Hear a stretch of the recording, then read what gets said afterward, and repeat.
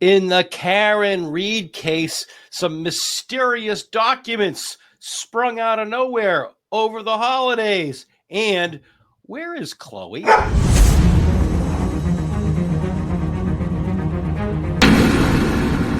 Joining me today for this edition of About the Law on these mysterious documents that we're going to try and figure out is California attorney Yolie Medina. Yolie, how are you?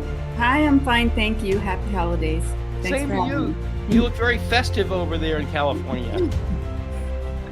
We just had our usual celebrations here, but I think while all of our minds were off of it, the Commonwealth snuck in a new document, and here it is. And let me go back up to the top.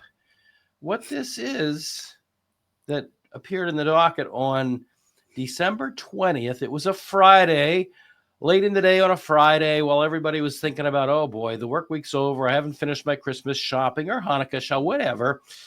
This was filed, the Commonwealth's Notice of Discovery, number 53. Now comes the Commonwealth in the above captioned matter and indicates that as of this date, the following discovery and materials have been provided to the defendant through defense counsel. Number one, a copy of a Massachusetts State Police report, number 106, 2 pages, dated December 10th, 2024, with a bait stamp of NDAO 1,195 and 1,196. But wait a minute. John O'Keefe's demise was way back on January 29th of 2022. Right. And here we are, almost 3 years, not quite, almost 3 years. And there's a new police report dated December 10th of 2024. That's interesting. Have you ever seen anything like that? No. They already had the first trial, and they didn't. I mean, they produced so much stuff that it was overwhelming, and now they're providing more information on a date that is not the date of when John O'Keefe was unalived.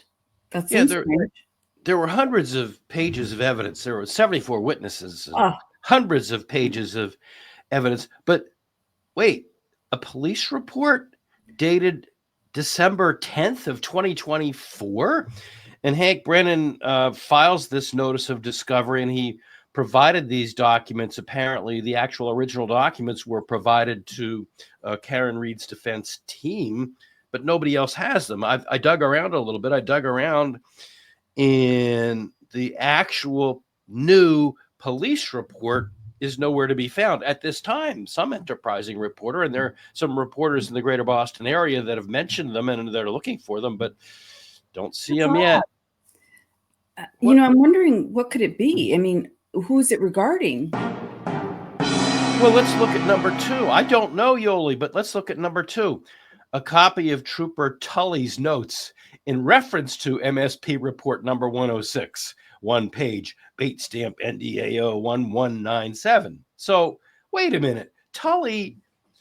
Lieutenant Tully, or now I guess he's been demoted to trooper, because he was the lieutenant that was in charge of supervising the detective unit at the Norfolk County District Attorney's Office.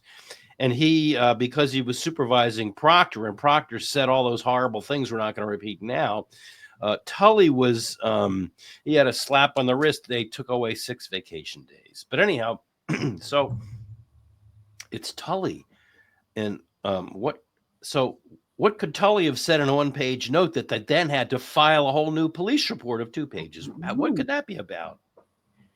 And it's regarding, let's see, it's the same. Oh, yeah. It's the same. It's part of the 106 report. So Tully's notes in regards to the 106 police report, number 106 police report. So no idea. I went and tried to do some research, and I found some Massachusetts State Police regulations, but they were mostly all for things like ethics and non-disclosure of confidential information, and the rank and file where you are on that list So I couldn't find that in my initial research. If there's anyone out there that knows if there is a regulation in Massachusetts with regard to how long after a crime a report must be filed, let us know, because I know I don't know what it's like in California, but in Massachusetts, they say if you're in an accident and you as an operator don't file a report in 10 days, you could be subject to some fines. I think we have something like that. Yeah. It's called the SR-22 or something. Yeah, we have the same thing. An SR-22 is an insurance document after an OUI or another major driving offense. But I couldn't find anything with regard to the police. We poor tax-paying citizens, there's rules that apply to all of us, but the police, I don't think I've ever seen anything like this. And I'm wondering, it's so recent. December 10th, 2024. I mean, what could it be? Well, I think the dent is coming. I may be wrong, but I don't know. Number 3, copy of identification documents of Chloe the dog. Remember Chloe? Chloe, yes. The German Shepherd. Yeah. The Chloe, the German Shepherd that was owned by the Albert family, the Brian Albert family. She disappeared. Right? She disappeared. And so now that's in reference to Mass State Police Report number 105.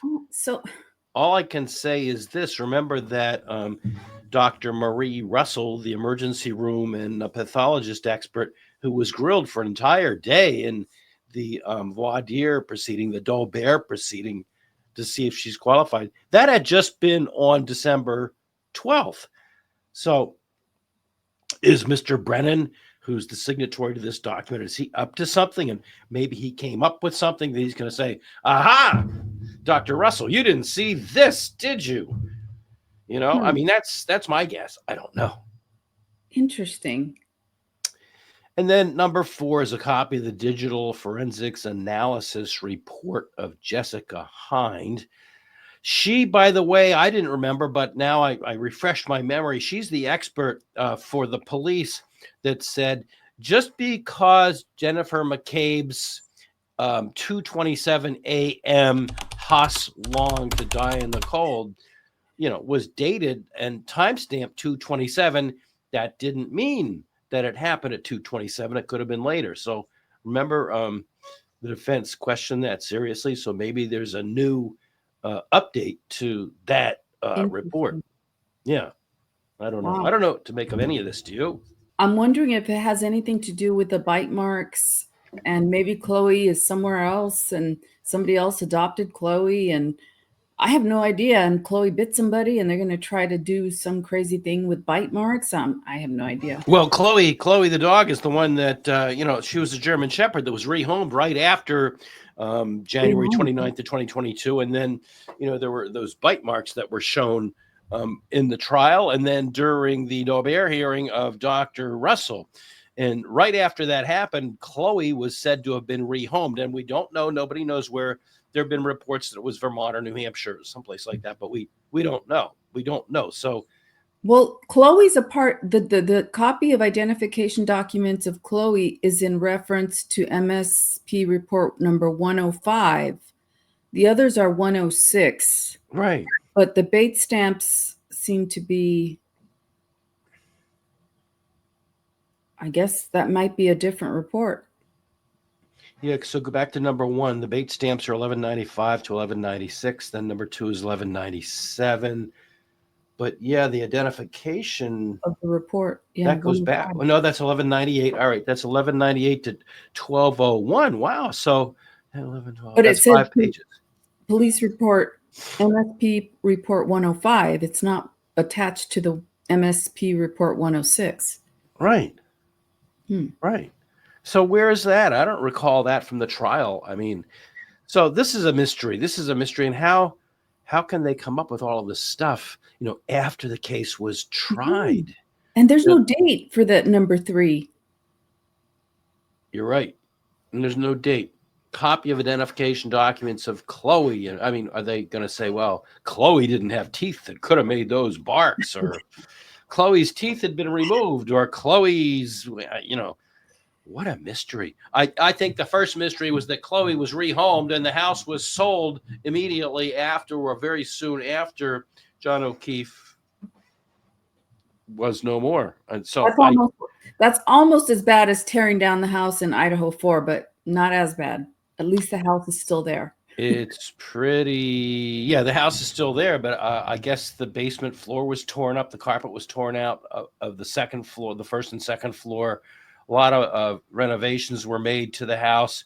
And then even though it had been in the Albert family for some time, it was sold. So it's, yeah, I agree with you. It's not as bad as the Idaho 4 house being torn down, but it's right up there. So Hank Brennan, specially appointed assistant district attorney, who was appointed because nobody else in the district attorney's office in Norfolk County would try the case, even though they're paid handily by the Commonwealth. So it's signed by Hank Brennan. Adam Lally, as you know, he's still in it. He's been sitting second seating at all of the hearings, and then Laura McLaughlin. So I don't know. I just found that a little bit strange. Sketchy. Yeah. So let's see what some good reporters are saying. So bear with me while I bring that up. Oh, I forgot to mention it. And the reason I'm fumbling around here is that Lainey's off. Lainey, went away to see her family and enjoy the holidays. And as we're recording this, she is hanging out with her family and didn't want anything to do with me. Well, she didn't. I said that. She didn't say that. I said that. So hang on a second. I had them all teed up before, but she's not here to keep me honest. So just because those reports have been provided to the defense, it doesn't necessarily mean they're going to be admitted in trial. So we'll just have to wait and see. In a vacuum, I agree with you, but there have been comments that I've been reluctant to agree with because I am a member of the Massachusetts bar. Some of the rulings in this case have just been real head scratchers. So I don't know. So this is a report. Ted Daniels, a TV reporter at the Boston 25 news station. And when he does a report, they also simultaneously publish a written version. And he's pointing out that the prosecution in the Karen Reed murder case has turned over 4 pieces of evidence, which we just talked about. In Norfolk Superior Court, a notice of discovery filing dated December 20th, the Friday before Christmas. Special prosecutor Hank Brennan stated, "Now comes the Commonwealth in the above caption matter," and indicates that as of this date, the following discovery and materials have been provided to the defendant through defense counsel. So he's turned them over to the defense counsel, but not to us. Huh. Brennan indicated in the filing that a 2-page Mass State Police report, a copy of Lieutenant Brian Tullys' notes associated with that report, identification documents of Chloe, and a 4-page copy of a digital forensics analysis report of Jessica Hind. You know what this makes me think? Isn't there a rule? Well, I'm not going to ask you. I'm going to point out that in the rules of evidence, if you provide, for example, here's my notebook. All right, here's my notebook. If I tear out a page and provide it to the court, doesn't the defense have a right to see the whole thing? Yeah.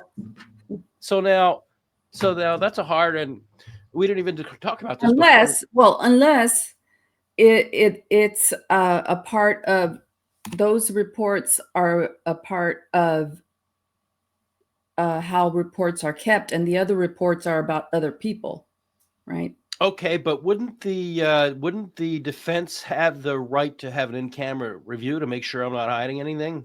Yeah, I would think so. I would think so, yes. I'm really suspicious that Mr. Brennan and his 2 co-counsel are saying, well, all right, the case was tried last year and the unfortunate incident occurred almost 3 years ago. But I'm gonna tear 1 page and I'm gonna give you this, but I'm not gonna. I mean, that just isn't that shady? It is, and then the date. It was in 2024. The police report. So what? I don't know. This is not going to do anything to restore the confidence in the trial.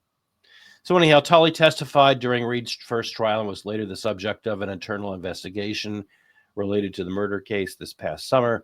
Chloe was the name of the dog that lived with the Albert family. Hyde testified for the prosecution in Reed's first trial, telling the court that a 2:27 a.m. Google search timestamp did not mean a search occurred. Brennan's court filing only indicates that the items have been turned over to the defense. The actual documents in question didn't get published.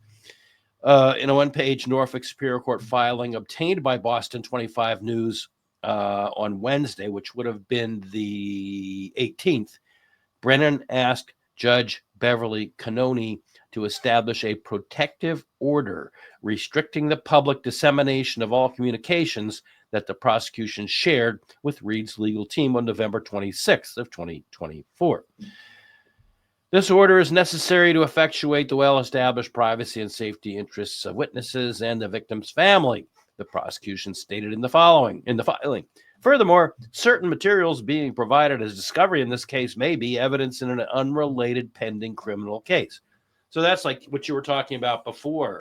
If I tore a page out of my notebook, I see what you're saying. I wouldn't be able to, you wouldn't be able to get them. And the unrelated pending criminal case, I'm going to guess, is the Walsh case.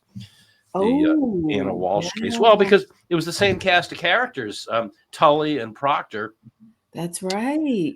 Who investigated the Anna Walsh case. So, of course, one case is different from the other. And so I'm still suspicious of just tearing a page or two out of Tully's notebook.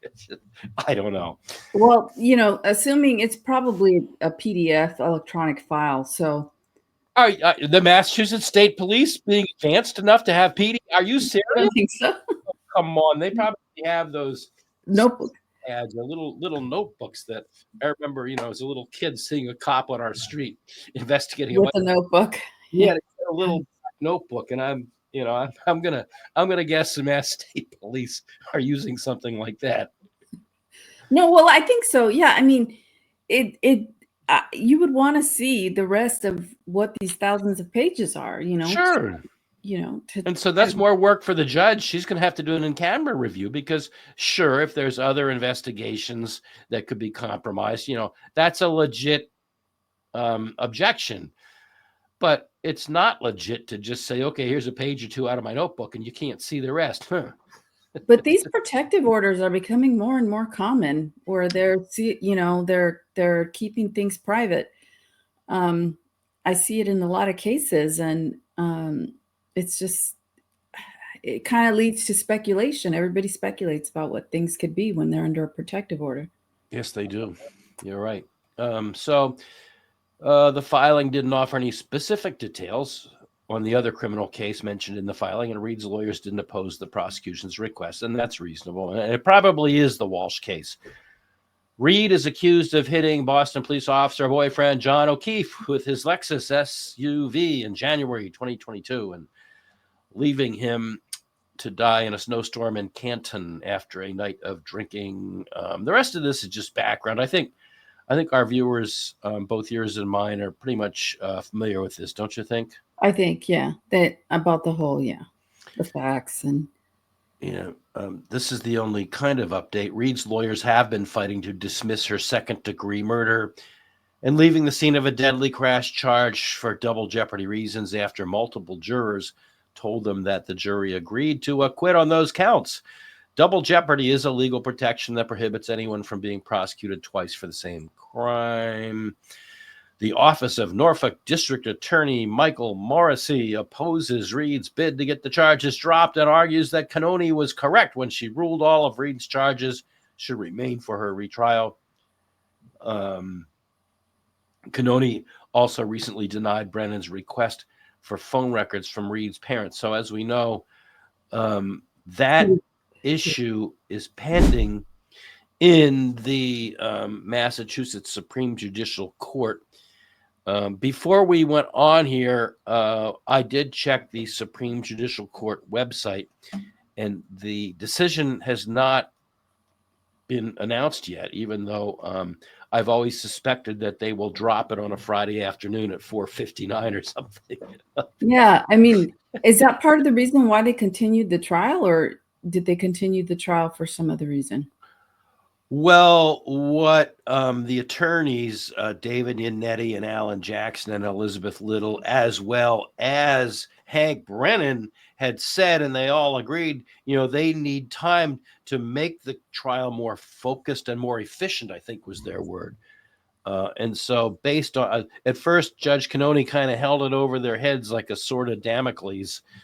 But then I think that when it became clear that Mr. Brennan was going to really hammer down on this case, and he questioned Dr. Marie Russell, the dog bite expert, and demanded a Daubert hearing, which, as we know, went on for a day, mostly not his questioning, but the questioning of Karen Read's attorneys. And now it's going to be a second day of hearing right after the new year. So I think once it became obvious to Judge Cannone that Hank Brennan was going to just, dig in as he did with the Marie Russell hearing, and now these documents we're talking about today, I think that's when she said, all right, I'll give you the more time. It's just dragging out. I had initially forecast, and I think other commenters felt that the Supreme Judicial Court would announce their ruling by the end of the year, but we're there now. So, and it is Friday afternoon as we record this. we dropped these episodes over the weekend, and just my luck, we'll hit the stop record button, and you and I will part ways, and that's when it comes out later on. I will. I don't have that website. Doesn't seem to have notifications that I'll get a little bell. But I do check it. I do check it regularly, and I'll email you. So the final thing we have for today, in this Karen Read case, we now have 31 countries that have sent us comments. I do read the comments. I go through the comments. I try to respond to as many as I can. I can't reply to everyone, but we have now gotten comments on the Karen Read case from 31 different countries. That's wild.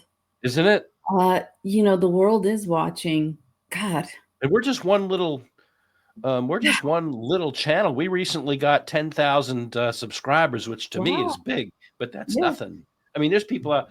One of my favorites, the attorney who comes in with the rap music and comes down off his airplane. He's got over 1 million. So, I can only imagine that he's got the whole world watching too. But for a little channel like us, with only 10,000 subscribers, to get comments from 31 countries. The only ones that are new this week are France, and also I was scolded by the people in Ireland because I put Ireland, but we have in fact had comments from both the Republic of Ireland and also from Northern Ireland. So my apologies to both countries. So let's see. Here's some comments we've gotten, and you agreed to take the odds. I agreed to take the evens. Dynamite 132010 said, as a kid, I was bit on my face by a neighbor's dog. I see the scare every day. Mr. O'Keefe was definitely bit by a dog. This case is filled with so much corruption, it's crazy. There needs to be a deep dive on this police department. And I think that's happening, isn't it, with the FBI? Well, as far as we know, yeah, they the FBI, where the Norfolk County District Attorney's Office looked the other way on Sandra Birchmore. Just horrible. And we've talked about that in previous episodes. Oh my God, that's terrible. We're all thinking that the FBI is watching the Canton Police Department, but who knows? So do you want to read the next one? Yeah. This is from Chopped Trials. It says, y'all are quickly becoming my favorite law tubers. Y'all are just so cute and down to earth. Y'all always give a new perspective or fact nobody else has pointed out, even though y'all might not be the ones breaking the news. Keep up the good work. Thank you for all you do. Thank you, y'all.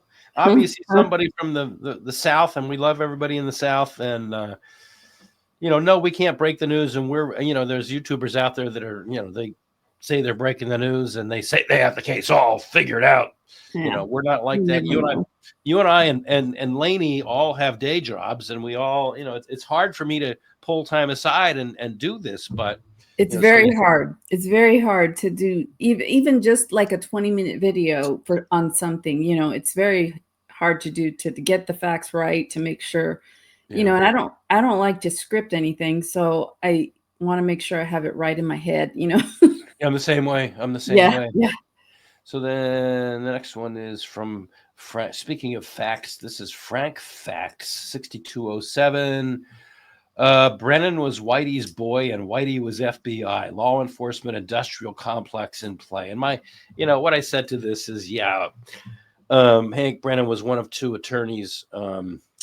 Jay Carney was the other one who defended. I would not say that Mr. Brennan was Whitey's boy. Hank Brennan was one of two attorneys on the team that defended Whitey when he was tried in federal court in Boston. Law enforcement industrial complex. I don't think so. Do you?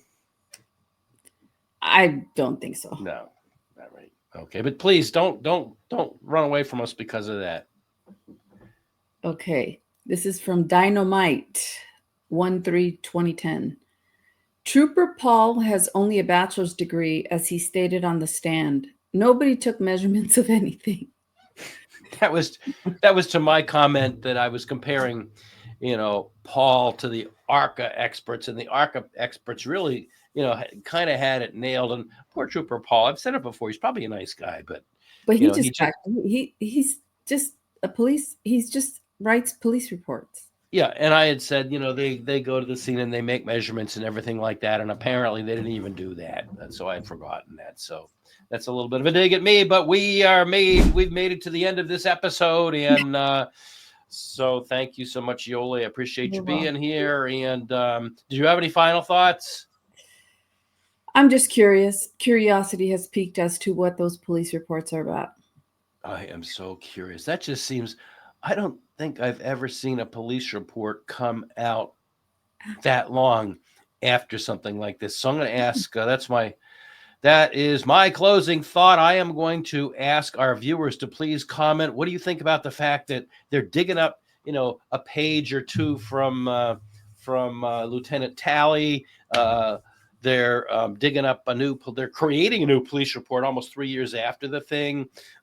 What do you all think about that? And I hope you all have a great weekend.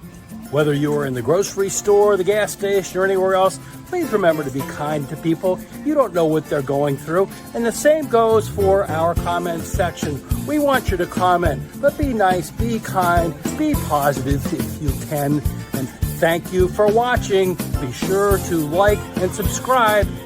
Have a good one.